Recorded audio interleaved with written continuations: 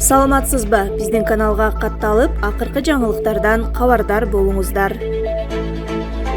Империя пицца кафесинен тамакка уулангандардын саны 179 адамга жетти. Алардын 18 балдар. Мындай маалыматты саат 11-ге карата Саламаттыкты сактоо министрлиги билдирди. Министрликтин маалыматы боюнча бүгүнкү күндө 50 жабырлануучуга стационардык жардам көрсөтүлүүдө.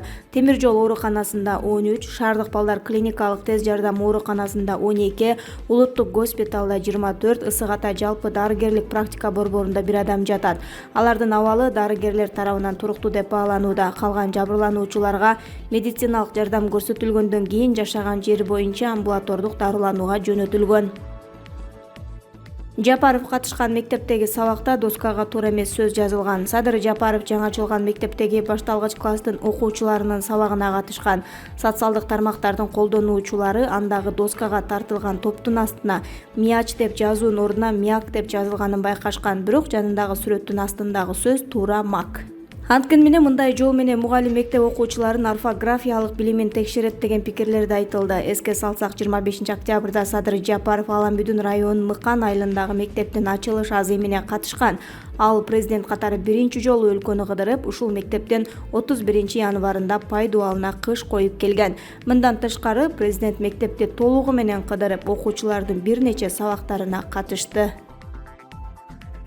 Өзүн кыргыздын деми атаган Гүлзат Мамытбек алдамчылык фактысына шектелип кармалды. Бул тууралуу Бишкек шаардык ички иштер бөлүмүнүн басма сөз кызматынан билдиришти. Маалымат кылайык, Бишкек шаардык ички иштер бөлүмүнө 7 жаран арыз менен кайрылган. Арызда Гүлзат Мамытбек алардын ишенимине кирүү аркылуу ар кимисинен ар кандай суммадагы акча алган. Андан соң шектүү из жашырып кеткени арызда жазылган. Бул факты кылмыштардын жана жоруктардын бирдиктүү рейстерине катталып, сотко чейинки өндүрүш иши ачылган. 25 октябрда Гүлзат Мамытбек Кыргыз өлкөсүнө келгенде кармалып, убактылуу кармоочу жайга киргизилген. Учурда териштирүү иштери жүрүүдө. Россияда кыргызстандык жубайлар жол кырсыктан каза болушту. Бул тууралуу жергиликтүү маалымат булактары жазып чыгышты. Маалыматка ылайык, жол кырсыгы 23 октябрда Сургут-Когалым унаа жолунда болгон.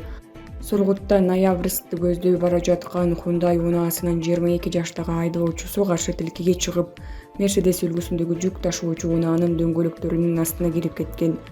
Унаанын айдоочусу 19 жаштагы аял киши менен 36 жаштагы эркек киши окуя болгон жерде каза болгон. Андан сырткары дагы бир 19 жаштагы жаран ооруканага жеткирилген.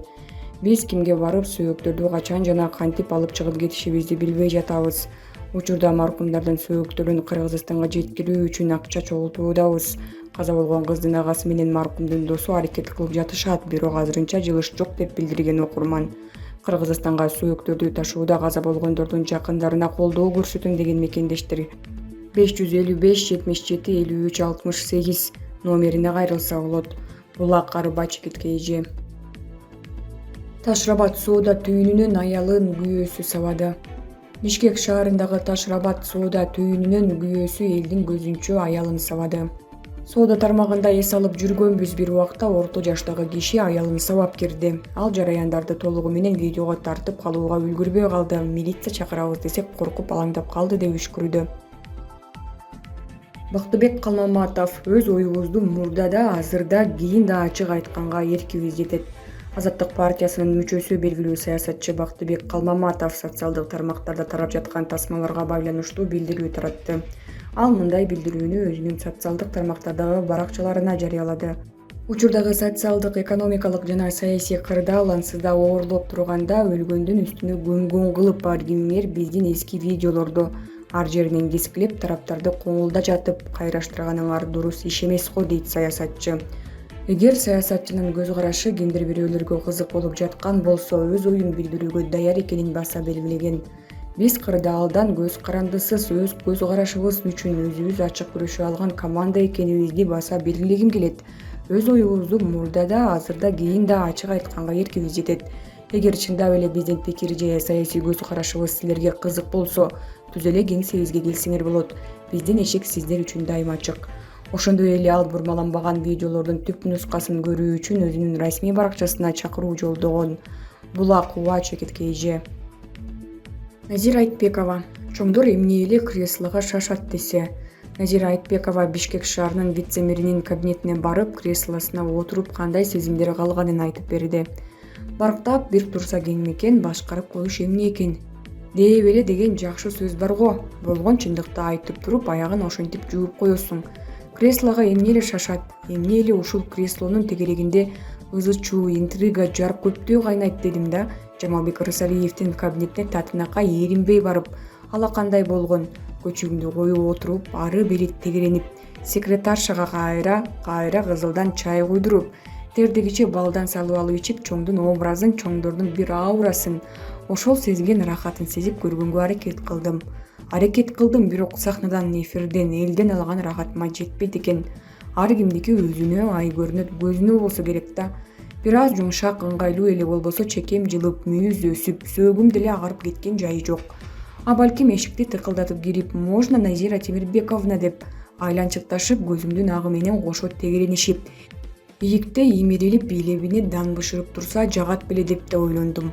Бийлик, байлык көксөбөй көкүрөк толу болгон, көзү тойгон топук болгон деле эл көп.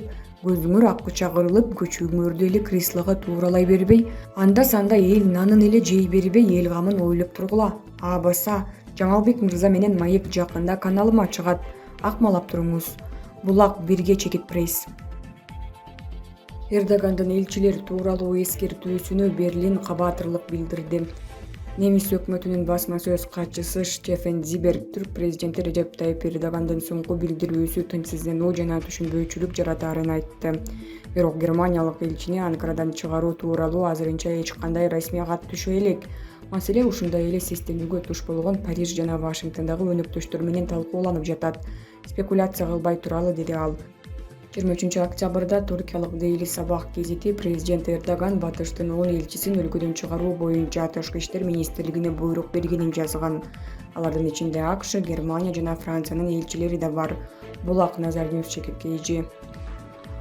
Суданда аскердик төңкүрүш болуп, премьер-министр жана коалициянын лидерлери кармалды. 25 октябрда Судандын баш калаасы Хартум шаары толугу менен аскерлер тарабынан курчоого алынып, Эгемендүүлүк кеңешинин айрым мүчөлөрү менен өткөн өкмөттүн кээ бир министрлери аскердик күчтөр тарабынан камакка алынды. Бул тууралуу маалыматты өлкөнүн маалымат министрлиги билдиргенин чет элдик басылмалар жазышты. Судандын премьер-министри Абдулла Хамдук менен коалициялык өкмөткө мүчө партиялардын лидерлери да аскерлер тарабынан кармалды. Маалыматка караганда, өлкөдө жарандык активисттер элди көчөгө чыгып, аскердик күчтөргө каршы турууга үндөөдө. Хартум шаарынын айрым аймактарында нааразычылык акциялары башталган. Айрым жолдордо демонстранттар дөңгөлөктөрдү өрттөшкөн. Коммерсант гезити Борбор калаага кире турган жолдор жана шаардагы көпүрөлөр жабылып, Судандын баш калаасынын бир катар райондорунда интернет өчүрүлгөнүн маалымдады. Эскерте кетсек, Суданда 2019 жылы дагы аскердик төңкүрүш болуп, президент Омар Аль-Башир бийликтен кулаган. Өлкөдө эгемендик кеңештин башчысы Абдел Фаттах Аль-Бурхан өкүлдүк кылган, аскери жана премьер-министр Абдулла Хамдук өкүл болгон Жарандык деген бийликтин эки ботагы түзүлгөн. Эки тармак тең 2021 жылдын ноябрына чейин өлкөдө өткөн мезгил күчүндө болот деп макулдашкан. Булак KG Чекит, Евразия Today чекит ру.